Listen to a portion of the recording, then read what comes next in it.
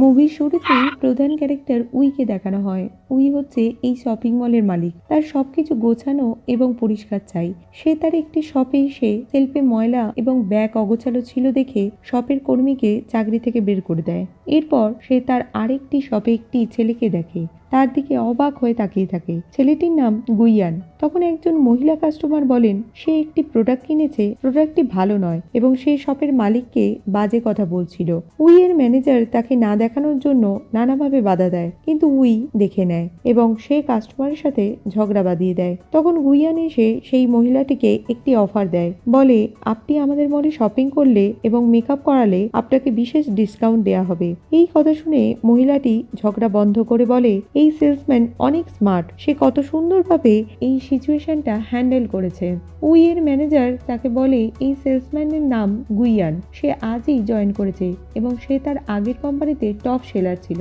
সন্ধ্যায় নতুন এমপ্লয়ীদের ওয়েলকাম পার্টিতে উই অনেক বেশি ড্রিঙ্কস করে ফেলে আর মাতাল হয়ে ছেলেদের ওয়াশরুমে চলে আসে। উই গুইয়ানকে দেখে বলে তুমি কি আমাকে ফলো করছো?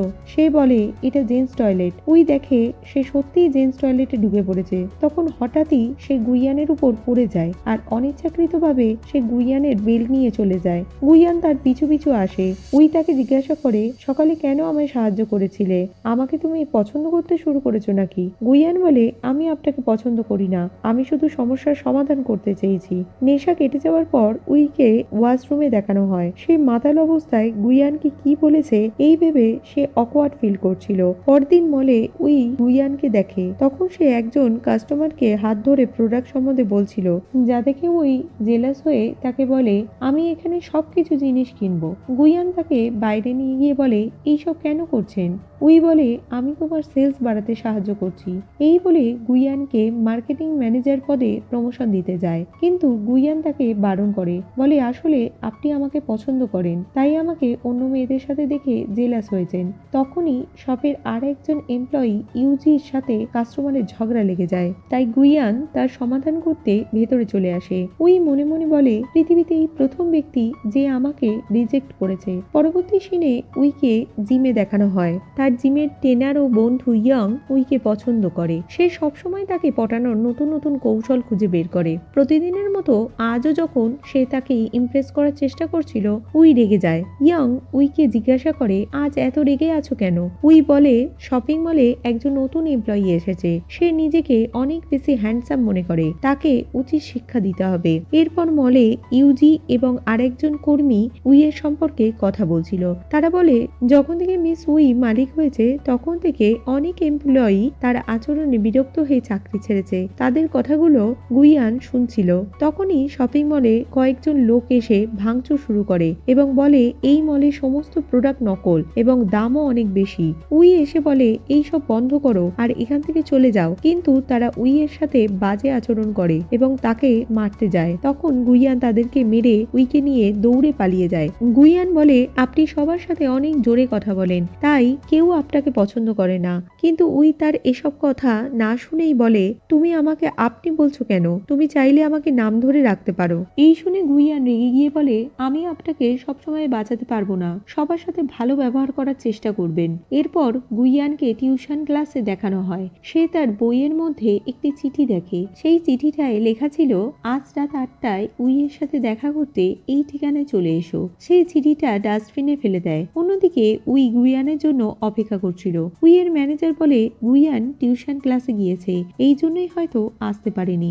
এরপর সে গুইয়ানের টিউশন ক্লাসের সামনে চলে আসে। উই গুইয়ানকে জিজ্ঞাসা করে তুমি আমাকে ইগনোর কেন করছো? আমার সাথে দেখা করতে আসনি কেন? সে বলে আমি ব্যস্ত ছিলাম। উই তাকে গাড়ির চাবি দেয়, বলে তুমি আমার জন্য কাজ করবে, আমি এই টিউশনের চেয়েও বেশি টাকা দেব। গুইয়ান গাড়ির চাবি না নিয়ে চুপচাপ সেখান থেকে চলে আসে। অন্যদিকে উইয়ের ফিয়ন্সে জিনকে দেখানো হয়, যার সঙ্গে তার বিয়ে ঠিক হয়েছে। সে হচ্ছে উইয়ের বাবার বন্ধুর ছেলে।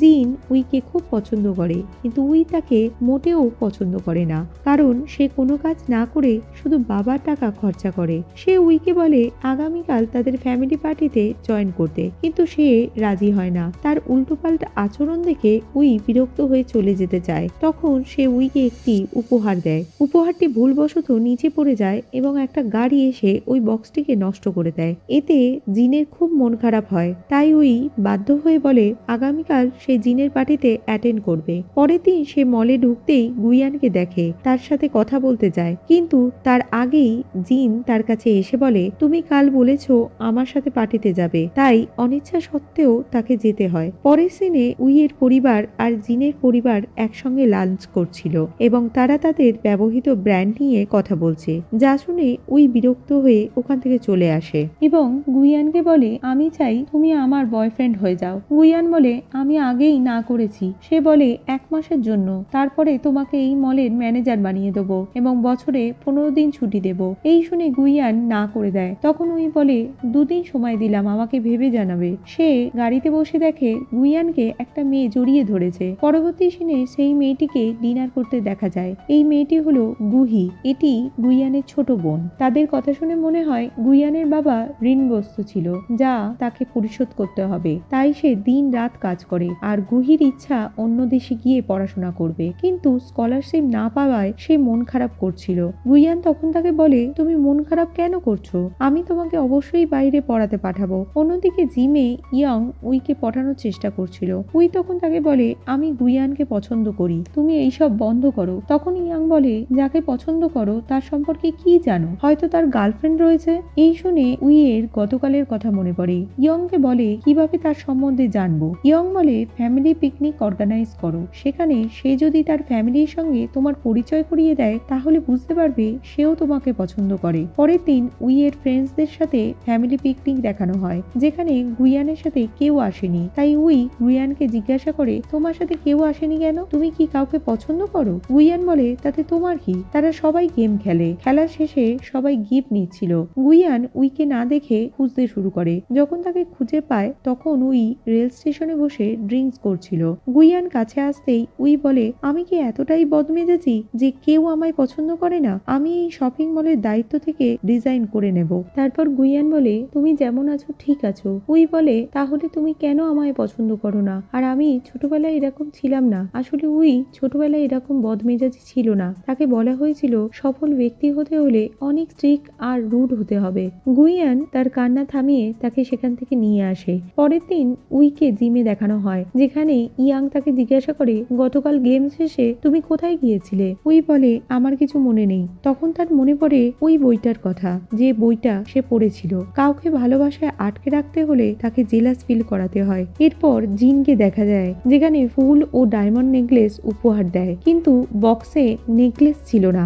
দোকানদার জিনকে বলে তুমি যে টাকা দিয়েছো সেই টাকায় শুধু এই বক্সটিই পাবে। তখন ট্যাক্সি ড্রাইভার এসে ভাড়া চায়। এই সব গুইয়ান সব থেকে দেখছিল আর হাসছিল। আসলে উই গুইয়ানকে জেলাস ফিল করাতে চেয়েছিল, কিন্তু জিনের আচরণে সেখান থেকে রেগে চলে আসে। সে গুইয়ানের শপে কসমেটিক্স কিনতে আসে। গুইয়ান তাকে বলে তোমার এইসব করবার কোনো প্রয়োজন নেই। জিন তখন এসে বলে আজ রাতে তুমি আমার সাথে ডিনার করবে। উই না করে, কিন্তু জিন বারবার রিকোয়েস্ট করে। উই গুইয়ানের হাত ধরে আর বলে আজ রাতে আমি এর সাথে ডিনার করব, তাই তোমার সাথে যেতে পারবো না।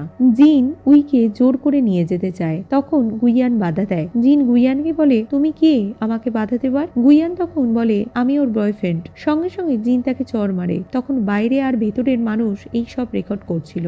জিন তখন ওখান থেকে চলে যায়। পরদিন উই গুইয়ানের টিউশন ক্লাসে এসে জানতে পারে গুইয়ান অসুস্থ, তাই তার বাড়ি চলে যায়। উই গুইয়ানকে জিজ্ঞাসা করে তুমি আমাকে কেন বলনি যে তুমি এতটা অসুস্থ, এই অসুস্থ শরীরে তুমি কেন কাজ করছিলে, আজ থেকে তুমি সুস্থ হওয়া পর্যন্ত তোমার ছুটি। তারপর উই ইউটিউব দেখে চিকেন স্যুপ রান্না করে। তখন উই গুইয়ানকে বলে তুমি প্রথম ব্যক্তি আমি যার জন্য রান্না করেছি। তখন গুইয়ান স্যুপ মুখে দেয়। তার খাওয়া দেখে উইও একটু টেস্ট করে এবং খাবারের পর সে বুঝতে পারে খাবারটি খুব জঘন্য হয়েছে। তারপর গুইয়ানের ঘর থেকে যখন উই বাইরে আসে তখন সে গুহিকে দেখে। গুহিকে দেখে সে খুব রেগে যায় আর বলে তোমার বয়ফ্রেন্ডকে লক্ষ্য রেখো আর সুস্থ হলে কাজে আসতে বলবে।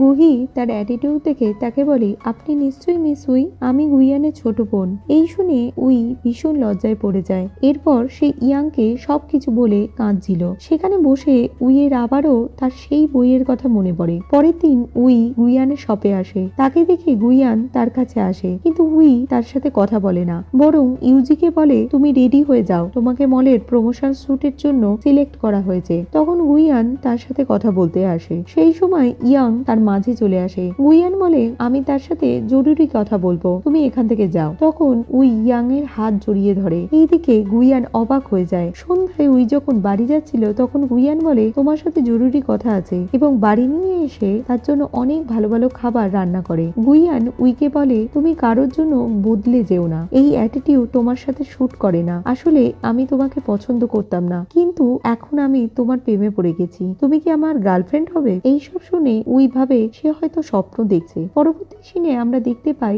গুহি ঘরে এসে ওয়ালমেট দেখে খুশিতে নাচতে থাকে। সে টেবিলে দুটো প্লেট দেখে গুইয়ানকে জিজ্ঞাসা করে, বদমেজে উই এখানে এসেছিল তাই না? গুইয়ান তখন তাকে বলে, প্লিজ তুমি ওকে এরকম বলো না, ও এখন আমার গার্লফ্রেন্ড, আর এই ওয়ালমেট সে তোমাকে গিফট করেছে। কিন্তু সে রেগে চলে যায় আর বলে, আমি এখানে আসবো না, এখন থেকে আমি হোস্টেলে থাকবো। পরের দিন তারা শুট করতে এসে যখন তারা স্পটটি ঘুরে দেখছিল তখন মৌমাছি তাদের উপর আক্রমণ করে আর তারা সবাই পালাতে থাকে। তখনই গুইয়ান মুখে আঘাত পায়। উই তাকে যত্ন সহকারে ব্যান্ডেজ করে দেয়। রাতে গুইয়ান উইয়ের ঘরে যেতে চায়, কিন্তু দরজার সামনে এসে নক না করে চলে যাচ্ছিল। ঠিক তখনই উই চিৎকার করে এসে গুইয়ানকে জড়িয়ে ধরে তার কোলে উঠে পড়ে আর বলে, আমার রুমে ককরোচ। গুইয়ান তখন উইয়ের ঘরে গিয়ে ককরোচটিকে মেরে ফেলে। উই তখন গুইয়ানকে জিজ্ঞাসা করে, তুমি এত সহজে সবকিছু সমস্যার সমাধান করো কিভাবে? তোমার সাথে থাকলে মনে হয় পৃথিবীতে কোনো সমস্যাই নেই। গুইয়ান তখন তাকে বলে, আমি ছোটবেলা থেকে এই রকম ছিলাম না।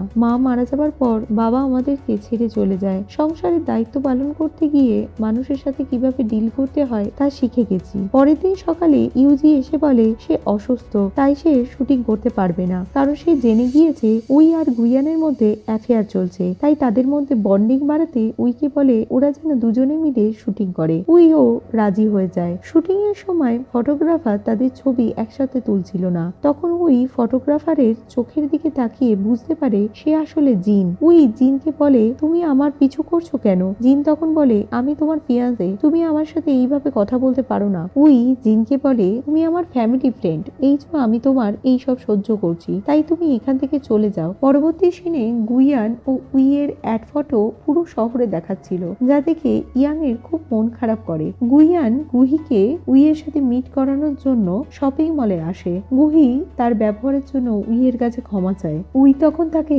শপিং মলের সবচেয়ে দামি নেল পালিশ গিফট করে। এরপর গুইয়ানের ঘরে তারা ডিনার করছিল। তখন গুহি এসে বলে সে স্কলারশিপ পেয়েছে। গুহি উইকে বলে, আমি অন্য দেশে চলে যাচ্ছি, আজকের পর থেকে আমার ভাইয়ের সমস্ত দায়িত্ব তোমার উপর। গুইয়ান এবং উই প্রথমবারের মতো পার্কে ডেট করতে আসে। গুইয়ান তাকে পার্কের আলো জ্বালিয়ে সারপ্রাইজ করে এবং গুইয়ান উইকে জড়িয়ে ধরে কিস করে। এখানেই মুভিটি শেষ হয়ে যায়।